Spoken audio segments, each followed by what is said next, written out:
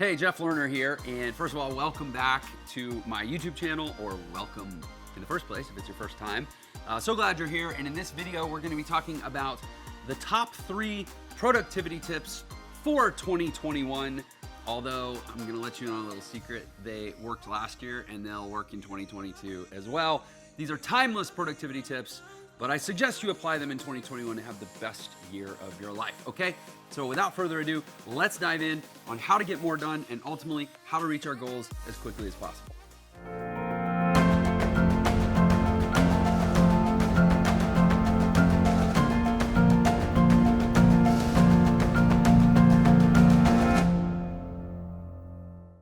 Our first tip for maximum productivity in 2021 or any other year you might choose to apply it to is to follow what I call the productivity pyramid. The productivity pyramid is just a very, very simple mental filter for deciding what are you doing and what's the value of what you're doing, and thus where should it fit in terms of getting X amount of your resource allocation. The idea is you want to allocate the most resources to the most productive things, right? And that means the most time, the most energy, the most, physical energy and mental energy, the most focus, the most money, the most whatever you have to deploy, whatever resource you want to give the most to the most productive things. So the productivity pyramid basically says, and this is different from how a lot of people naturally practice their life, is you want to focus on the most valuable things first. Now you might think, well, I do the most valuable things first. That's, I'm spend all my time at my job or making money or hustling or scrapping. That's cool. But that's actually level 2 of the productivity pyramid. Level 2 of the productivity pyramid is the things that produce the most revenue. But above that, you have to define the things that are the most value. And remember, the value of an item isn't the revenue that it creates now. The value of an item in finance and economics, the value of anything is based on the present value of the future cash flow that it's going to generate for your life. Now, obviously, that's looking at it through a business lens. You can look at it through a health lens. You can look at it through a relationship lens. Ultimately, it's things you can do in the present that are going to give you the most cumulative value, the most lifetime value over the course of your life. Those are the things I think of it as accounts. Those are the accounts you want to deposit into today.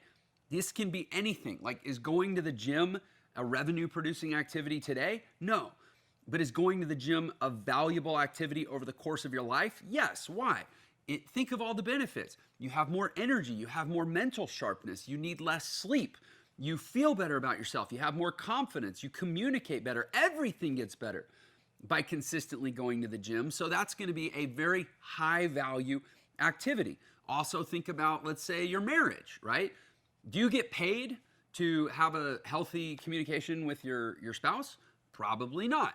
But it's high value because statistically, even if we only want to look at it through the lens of money, statistically, happily married people make more money over the course of their life than either unhappily married people or single people. So taking that time to invest in a positive relationship, whether you're looking at it through the lens of money or you're looking at it through the lens of health, you're looking at it through the lens of happiness, fulfillment, lifespan, whatever you want to look at it through, whatever lens, making a deposit in the account of having a positive, healthy marriage right now today, extremely high value activity. So when you start looking at your life, not just through the lens of what makes me money, but what builds me value over the course of my life, and do those things first.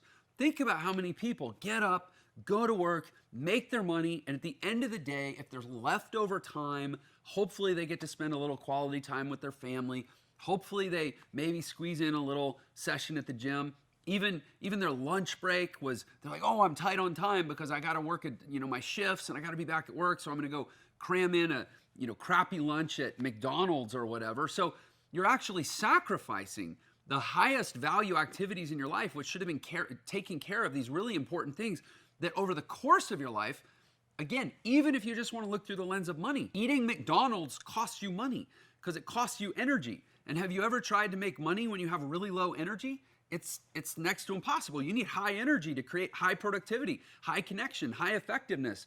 to sell, to market, to grow a business, even to perform well in a job, you need energy. So literally when you sacrifice energy, you compromise earning potential. So when you eat McDonald's now, today for lunch, because you go, oh, I only have 15 minutes for lunch, you're literally costing yourself money years from now.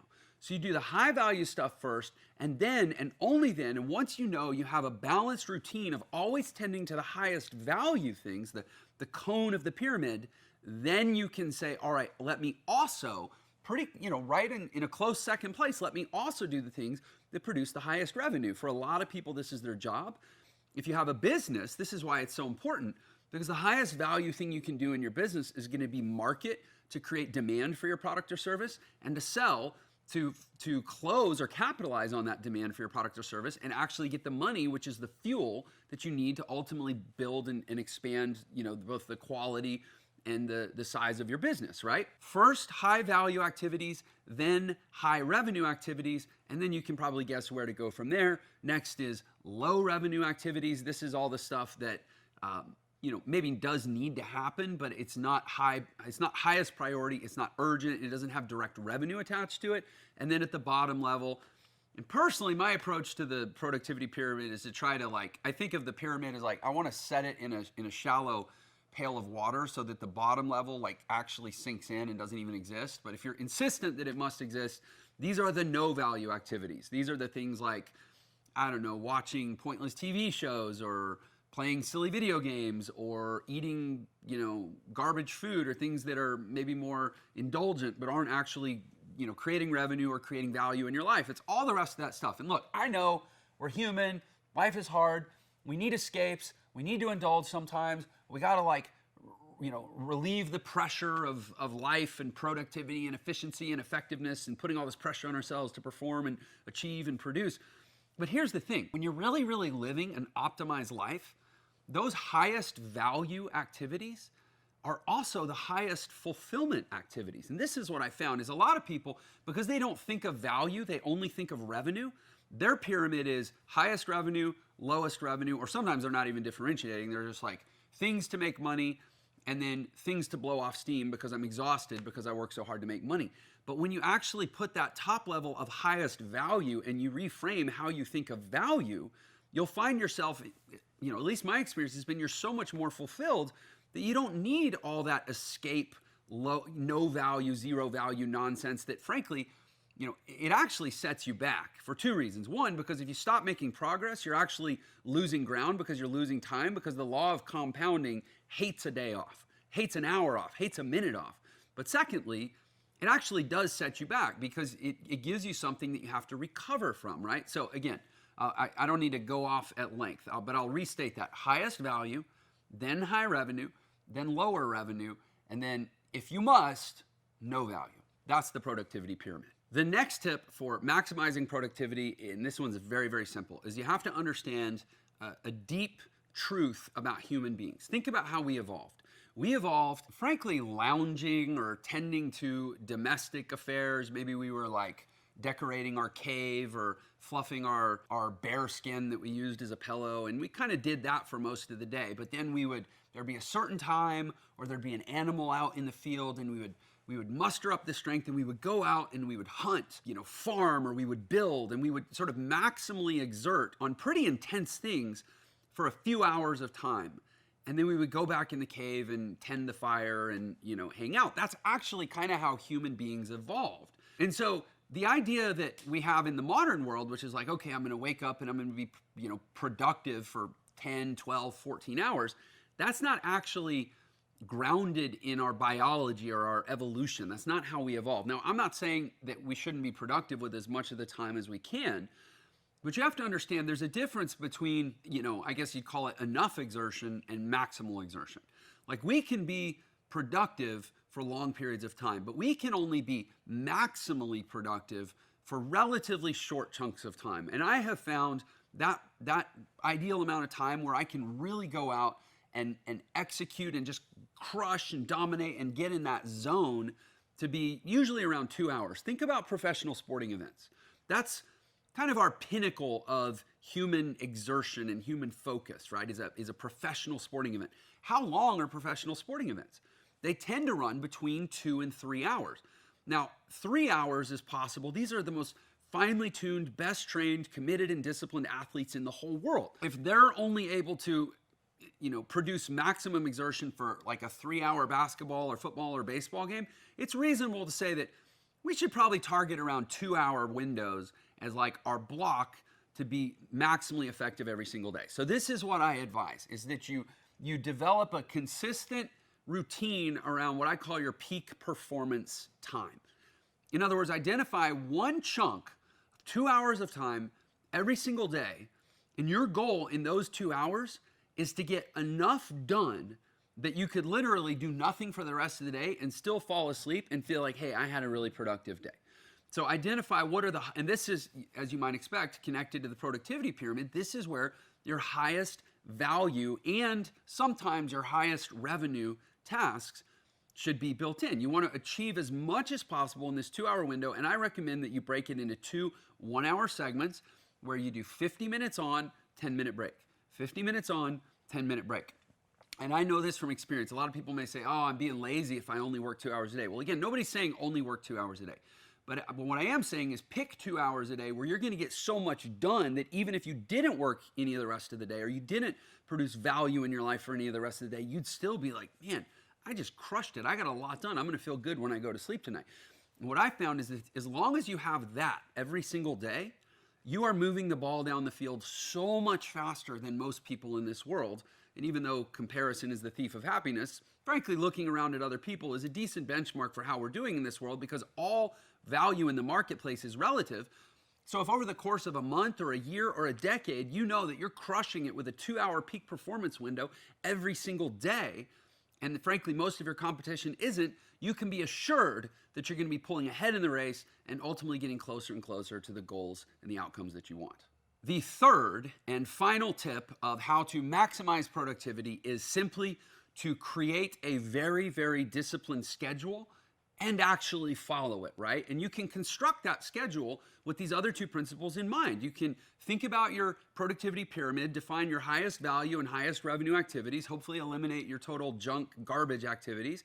You can think about when to slot in that 2-hour peak performance window, and you can build a schedule that accounts for that, maximizes the value of the peak performance window, maximizes the amount of resources that you put on the highest value and highest revenue activities in the pyramid, and then still allows you to get everything else done in the day that you do need to do. And a picture's worth 1,000 words here, so rather than talk about this at length, I'm actually going to simply grab my laptop right here and show you my schedule. So you can see here my actual schedule. Every day I wake up at 3:30, I have an hour to prep and get ready for the day, and that's where I do my morning routine and I think through and make sure my day is actually going to play out the way I want. I have an hour of piano practice. I have 90 minutes at the gym. I have an hour family morning and breakfast, and then that's usually when my calls or meetings start. And actually today is Friday. I'm shooting videos. I have this 6-hour block of time where I shoot the videos. Everything, literally every minute of my life from 3:30 in the morning till usually, 6 or 7 p.m. is pre-planned. In other words, it's intentional. In other words, there are no accidents. In other words, I don't have to remember in the moment to apply the productivity pyramid, to apply the peak performance window, to focus on highest value and highest revenue activities. I start every week with all my time already organized so that just naturally happens. That's how you use your schedule to codify or make the other 2 elements formulaic in your life. I hope that's useful. All right, so thanks for watching this video. I hope this has been really useful for you to define 3 tips you can use to be maximally productive. I'm going to invite you to do something here that's just a good sort of self-assessment. And there's power in confession, right? They say your secrets keep you sick. So what I'm going to invite you to do is use the comments below to actually share some wasteful or time-sucking activity or element of your life that now that we've had this conversation, it doesn't belong on your productivity pyramid. And so by sharing it in the comments below, you're committing to ditching it from this moment moving forward. I want to invite you to do that. Remember, your secrets keep you sick. Your sharing will set you free. share in the comments below something that right now, in this moment, don't wait, don't hesitate, you are committing to let go of permanently because it does not belong on your productivity pyramid. It does not belong on your schedule. It does not belong in your life, okay? If you found value in this video, I'll ask you to give it a like. Again, leave me that comment below. I would love it if you'd subscribe to this channel. I put out new videos several times a week, and I frankly work my butt off to make them as valuable as possible and be as productive as possible and try to share with you the wisdom that's helped me achieve really everything I ever wanted to in this world. So again, I look forward to having you as a subscriber on my channel. I hope you've gotten value out of this video, and I look forward to seeing you on the next one. Thanks so much. Take care.